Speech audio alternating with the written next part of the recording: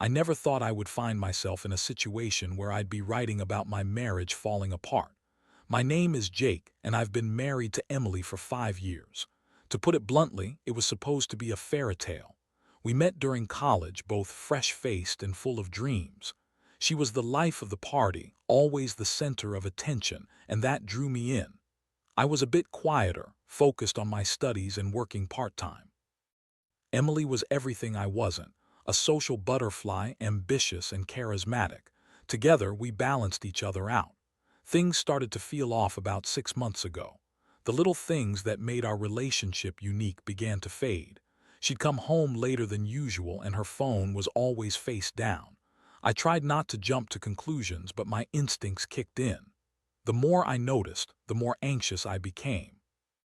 I would find excuses to ask her about her day, and she'd brush me off with a wave of her hand, claiming it was just work stress. I wanted to believe her. After all, life in the city can be hectic. One night I was working late, so Emily decided to go out with some friends to unwind. She promised she'd be home by midnight. Midnight came and went, and I was left staring at the clock, anxiety gnawing at my gut. By 2 a.m., I was pacing around our small apartment, my mind racing with thoughts of where she could be. I tried calling her, but her phone went straight to voicemail. I could feel that gut-wrenching sense of dread creeping in, but I told myself I was being paranoid. The following day, she came home with a huge grin plastered across her face. I wanted to be happy for her, but all I could think about were those 2 hours of sheer panic. I confronted her, trying to sound calm, but the hurt and frustration seeped into my voice. "Where were you last night?" I asked, trying to keep it lighthearted. "Oh, just caught up with some old friends," she said, waving her hand dismissively. "You should try to relax, Jake. You worry too much." That dismissal didn't sit well with me. I started to dig deeper, looking through her social media and noticing that she was tagged in pictures with a guy named Mark. At first I thought he was just an old friend, but the way she smiled in those pictures, it felt wrong. I decided to confront her again. Then one fateful afternoon I came home early from work. I was exhausted and figured I could surprise her with dinner. As I walked through the door, I heard laughter coming from the bedroom. My heart stopped. It was a sound I hadn't heard in a while, her genuine laughter, but it felt wrong. It belonged to someone else. I crept closer, my heart racing as I heard a man's voice. It was Mark. I couldn't believe it. My hands were shaking as I pushed the door open, and there they were, tangled in each other's arms on our bed, the very bed that held our dreams and memories. I didn't even know how to react. Anger flooded my veins and I felt dizzy. The betrayal crashed over me like a wave, and suddenly I was thrust into a storm of emotions. I didn't shout. I didn't scream. I stood there frozen as they looked up and realized what they were doing. Emily's face went pale and Mark scrambled to cover himself. "Jake, Emily stammered, her voice filled with panic. "Save it," I said, my voice steady yet devoid of any warmth. "I think I've seen enough." In that moment, everything shattered. Her excuses, her lies, and the facade of our marriage crumbled into dust. I left the room, feeling like I was floating in a different universe, one where everything I knew was nothing but a lie. After that moment of revelation, everything spiraled out of control. I left our apartment, stepping out into the cool night air, trying to catch my breath. I didn't want to think about the betrayal. I wanted to be anywhere but there. I wandered the streets, my mind racing. I felt like a ghost moving through the city I thought I knew. Familiar landmarks blurred as I replayed the scene in my mind, the image of them together seared into my brain. I finally ended up at a bar a few blocks away, drowning my sorrows in whiskey. I knew I was supposed to confront her again, to demand answers, but I needed a moment to gather my thoughts. I reflected on our relationship, trying to piece it together. The laughter, the late nights, the unexplained absences, had it all been a charade? I felt sick to my stomach. As I sat there staring at my drink, I saw a few couples enjoying their evenings and I felt a pang of jealousy. They looked so happy, so genuine. I couldn't help but wonder if I'd ever felt that way with Emily. My phone buzzed on the bar and I instinctively glanced at it. It was a text from her. "Where are you? I'm really worried." Reading her words sent a chill down my spine and an angry response bubbled up within me. Instead of replying, I threw my phone into my pocket and ordered another drink. I needed to decide how to handle this. I had two choices: confront her now or wait until I had a plan. The next day, after a sleepless night filled with rage and despair, I reluctantly returned home. I opened the door to find Emily sitting on the couch, her face buried in her hands. The sight of her, the very person who had shattered my world, made my blood boil. "Jake, we need to talk," she said softly, looking up at me with tear-filled eyes. I wasn't interested in her tears, I wanted the truth. "What do you want to say? That it was a mistake? That you love me? Because neither of those explanations will fix what you did." She flinched at my words, and I could see the panic creeping back into her expression. "I didn't mean for it to happen. Mark is just what?" I interrupted, my voice rising. "Just a fling, just a guy you decide to sleep with. You've been lying to me for months, Emily." Her excuses tumbled out, a half-hearted attempt to explain the unexplainable. She spoke of emotional distance, of feeling trapped, like I didn't care enough. The irony stung. "You think this is my fault?" I scoffed, incredulous. "You think cheating is a solution to whatever problems we had?" As she continued to ramble on about her feelings, I felt a numbness creeping in. I had to remind myself that I was the wronged party here, yet her words twisted in my mind. I felt a deep sadness for the relationship we once had, but I also felt anger that she couldn't even own her choices. "Why him?" I asked, my voice quieter now. "What did he give you that I did?" "Jake, it was just a mistake," she pleaded, desperation lacing her voice. I swear it meant nothing. But in that moment her words didn't matter. I was done listening to her excuses. The woman I thought I knew had vanished, replaced by someone I couldn't recognize. I realized I had lost any hope of reconciliation, and I needed a plan, not just for my own healing but also for revenge. That night, unable to sleep, I started to think about my future. I was no longer the man who would let this slide. I wanted to build something for myself, something that would put me above both her and Mark. I envisioned a life where I'd be successful and happy, where their betrayal would be but a distant memory. As I formulated my plan, a sense of purpose began to drown out the pain. I would not let this define me. Instead, I would rise above it. The emotional turmoil would fuel me, turning my heartbreak into ambition. I would create my own empire, one that would leave them both behind. As I began to channel my anger and hurt into something productive, I found clarity in my new purpose. I had spent years working for a tech startup that was stagnant, but I had always harbored dreams of launching my own business. Now, it felt like the perfect time to make that leap. I immersed myself in research and planning, dedicating every spare moment to sketching out my vision. I pulled together all my savings and even tapped into my 401k, putting everything on the line. If Emily thought she could walk away from me without consequence, she was in for a rude awakening. I was determined to create something remarkable that would elevate me beyond the life we had shared. In the following weeks, I focused on building a mobile app aimed at helping people manage their finances better. I'd seen the struggles friends faced, and I knew I could create a platform that would truly resonate with users. I reached out to former colleagues and friends in the tech industry, pitching my idea and gathering support. As I worked tirelessly, I also ensured I had minimal contact with Emily. Our conversations had devolved into awkward exchanges filled with guilt and remorse on her end, but I had no interest in her emotional turmoil. I needed space to breathe and think, and I quickly established boundaries. One evening, as I was working late in my makeshift home office, Emily walked in. Her face was a mixture of uncertainty and hope.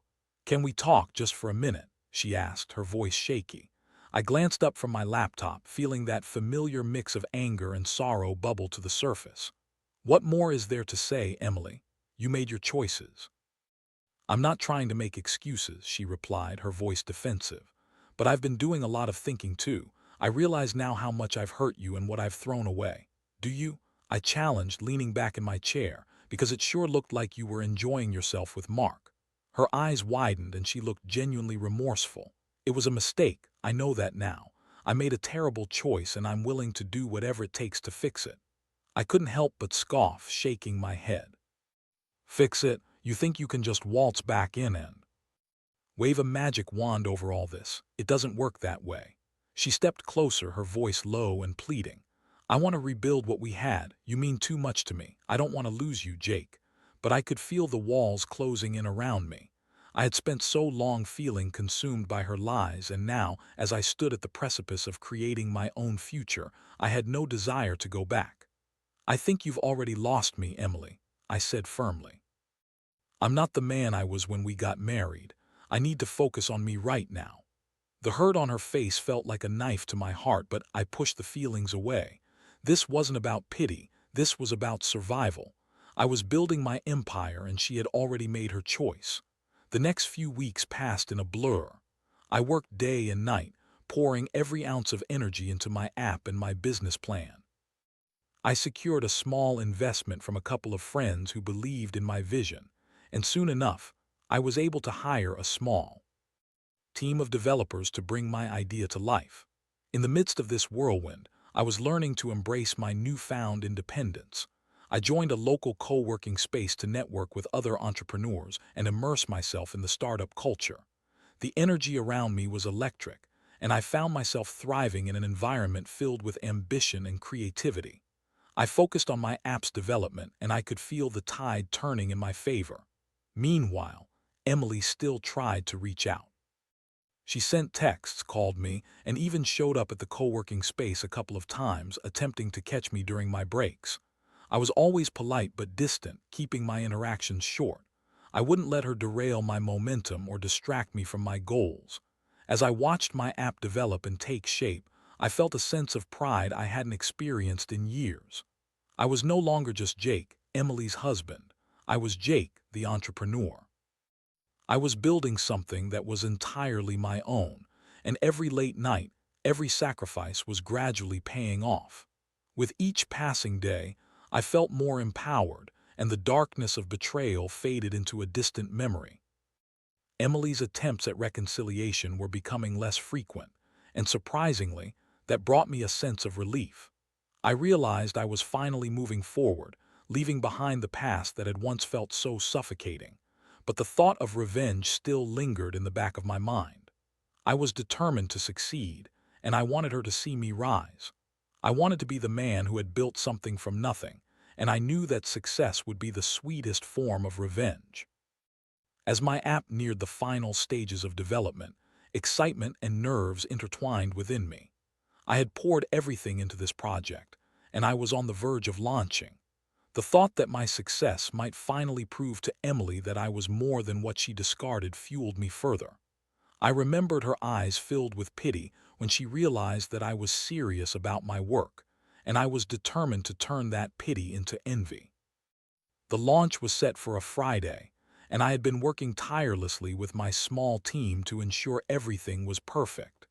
We had planned an event to coincide with the launch, inviting tech influencers, potential investors, and friends who had supported me along the way. As the day approached, the anxiety began to creep back in. I wanted everything to be flawless. I had to make a statement. On the day of the launch, I arrived early at the venue, checking every detail. The ambience was electric, filled with excitement as the crowd gathered. I took a deep breath, reminding myself of how far I had come. Just over a year ago, I was reeling from betrayal, and now I was about to unveil something I had created from the ashes of that heartbreak. As I stood at the front of the room looking out at the crowd, I felt a surge of adrenaline. I introduced myself and began to explain my vision for the app, detailing how it would revolutionize personal finance management. I spoke with passion, sharing the story of my journey, how the struggles had fueled my ambition. The audience was engaged, nodding along, and for the first time in a while I felt alive. When the moment came to demonstrate the app, I clicked through the features, showcasing its sleek design and easy functionality. The crowd erupted into applause, and I felt a wave of validation wash over me. This was my moment, and I was ready for it. After the presentation, I mingled with guests, shaking hands and answering questions. As I was discussing potential partnerships, I spotted a familiar face across the room. It was Emily. She had shown up uninvited, but her presence didn't bother me as much as I thought it would. Instead, I felt a sense of pride swelling within me. She was witnessing my success firsthand. "Jake," she called out, her voice cutting through the crowd. I turned to face her, maintaining a calm demeanor. "I'm so glad I caught you. I wanted to say congratulations." "Thanks, Emily," I replied, forcing a smile. "It means a lot." "I know things ended badly between us," she began, the sincerity in her tone almost disarming. "But I just wanted to say that I'm really proud of what you've accomplished. You've worked so hard for this." I appreciated the compliment but knew it was more complicated than that. I had to. I had to prove to myself that I could do it, I said, my voice steady. "And honestly, it feels good to finally be in control of my life." Her expression softened, but I noticed a flicker of something else. Was it regret? I couldn't afford to get caught up in her emotions right now.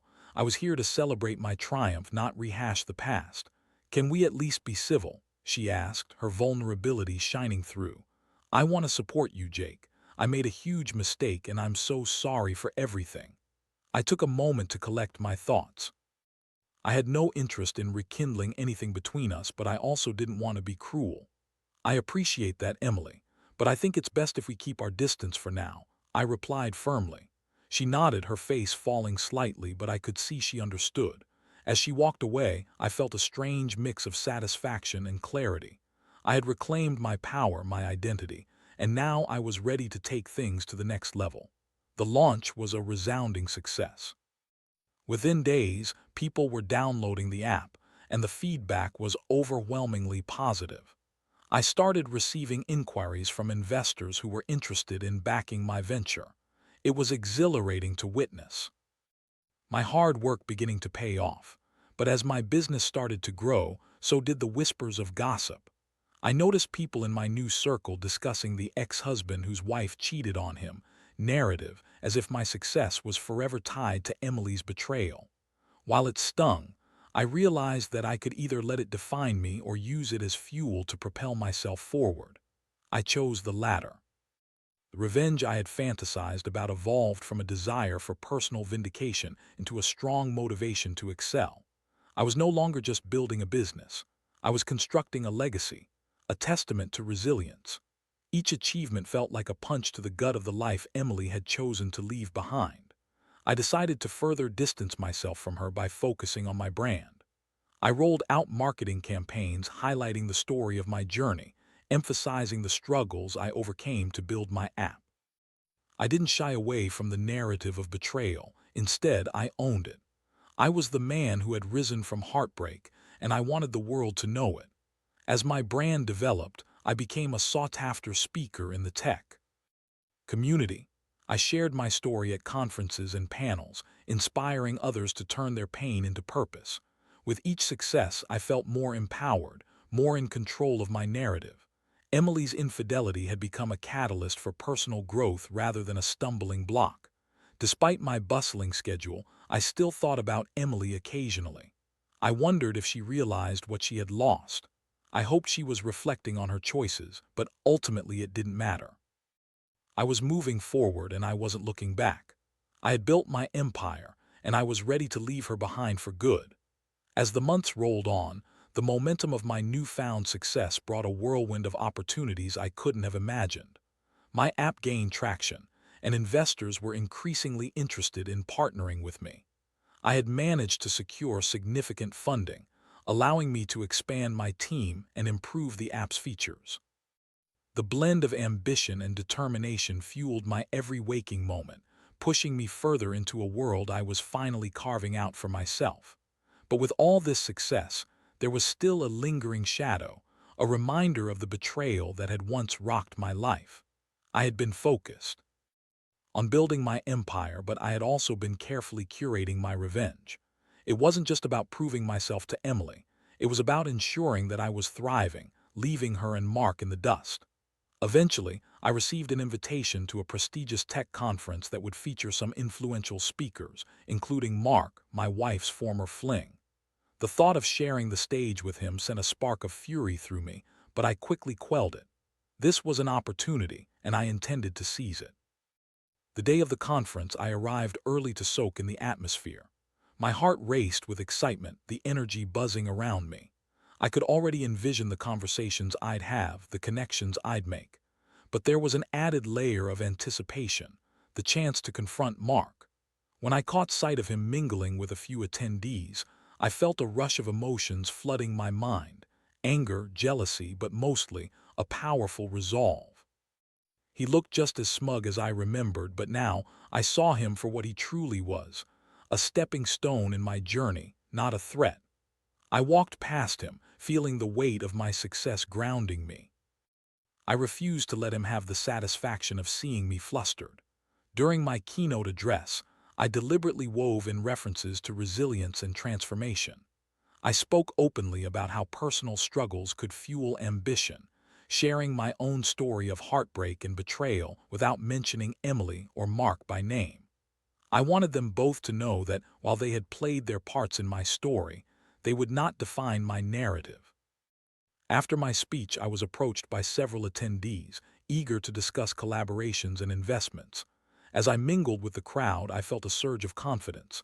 Then, out of the corner of my eye, I saw Mark approaching. He wore a forced smile, feigning friendliness. "Jake," he said, offering his hand. "Great presentation. You've really come a long way."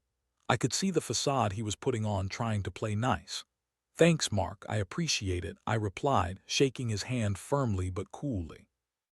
I could feel the tension rising, but I kept my composure. "What's it like being on the other side of the world now?" I asked, the words dripping with sarcasm. He chuckled awkwardly, clearly caught off guard. "You know how it is, just trying to stay relevant." "Right, well, good luck with that." I felt a rush of satisfaction as I turned away from him. There was no need to engage further. I had more important things to focus on than the man who had betrayed my trust. As the conference wound down, I received an unexpected message from Emily. It was brief but straightforward. "Can we meet? I need to talk." To say I was surprised would be an understatement, but I cautiously agreed. When we met at a small cafe a few days later, I was acutely aware of the tension between us. Emily looked different, her once vibrant demeanor dulled. There was a sense of vulnerability beneath her usual bravado. "Jake, I wanted to apologize for everything that happened," she began, her voice shaky. "I've had a lot of time to think. I'm really sorry." I studied her, trying to gauge her sincerity. "You've had a lot of time for self-reflection, huh?" I replied, not masking the edge in my voice. "What do you want from me, Emily? Closure, forgiveness. I know I don't deserve it, but I wanted to." "You succeed," she said, her eyes searching mine. "I've watched you rise, and I'm genuinely proud of what you've done. You've turned your life around, and I realize I was wrong to let you go." I scoffed lightly. It felt surreal to hear her say these things, but it also felt empty. "You walked away from us. You don't get to just come back and act as if it never happened. Please," she implored, her voice softening. "I'm not here to ask for anything. I just wanted you to know that I realize what I lost. You're an incredible person, and I messed up. I needed you to believe in me, Emily," I said, my voice firm. "Instead, you chose to betray me. This journey has been about building myself up after you tore me down. I've spent too long trying to rebuild my life to let your words affect me now." She nodded, tears welling in her eyes. "I understand, and I'm sorry for my part in all of this. I just wanted to let you know that I've learned from my mistakes." The sincerity in her voice was almost palpable, but I was not interested in rekindling anything. I had moved on, and I felt stronger for it. "I appreciate that, but I think it's better if we both just keep heading in our own directions," I replied. "I've finally found my footing, and I don't want to look back."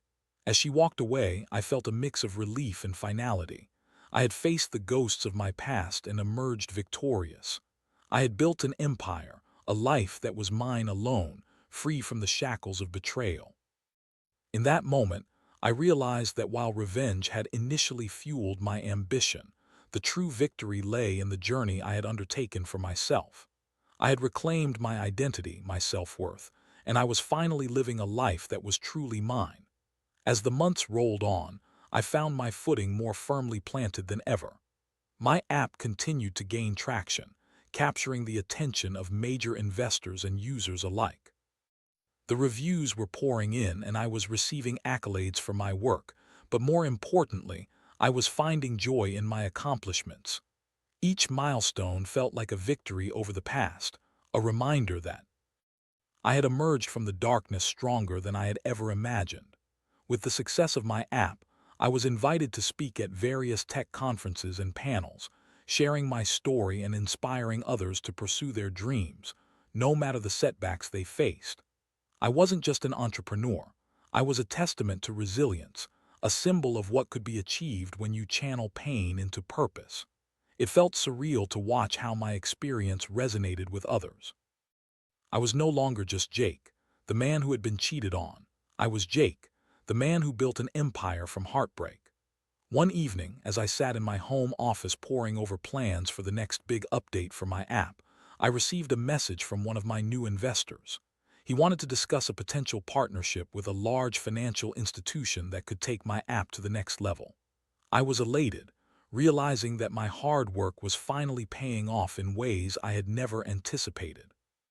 Just as I was wrapping my head around this new opportunity, I received a call from a number I didn't recognize. I hesitated for a moment before answering. "Hello. Jake, it's Mark," he said, his tone serious. "I hope you're doing well. I wanted to reach out and talk about something. Can we meet?" I paused, taken aback. I never thought I would hear from him again, let alone want to meet. "What's this about?" I asked, trying to keep my tone neutral. "I think we both know this isn't about Emily anymore," he continued. "I just want to clear the air. It's about business, and I believe it would be beneficial for both of us to have an honest discussion." Despite my reservations, I agreed to meet. I wanted to hear what he had to say, and I also wanted to show him that I was thriving without his influence in my life. When we met at a cafe downtown, there was an awkward tension in the air. I sat down across from him, feeling the weight of the past hover between us. He cleared his throat, looking more serious than I had ever seen him.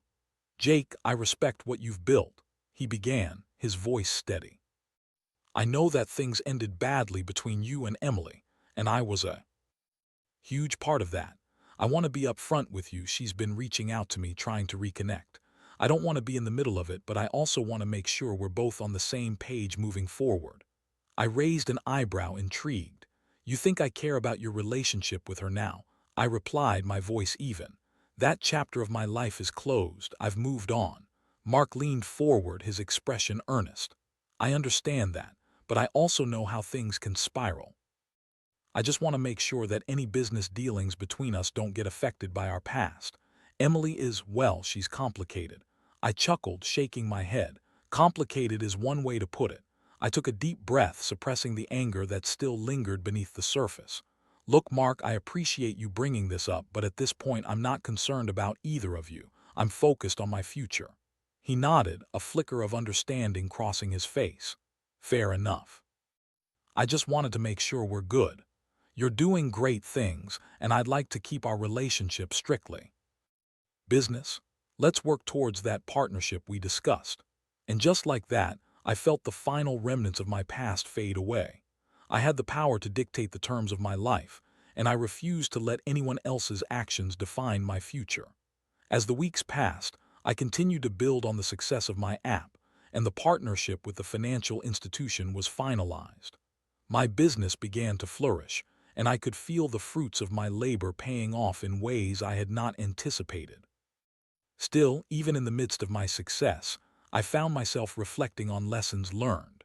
I had experienced betrayal, heartbreak, and anger, but I had also found resilience and purpose.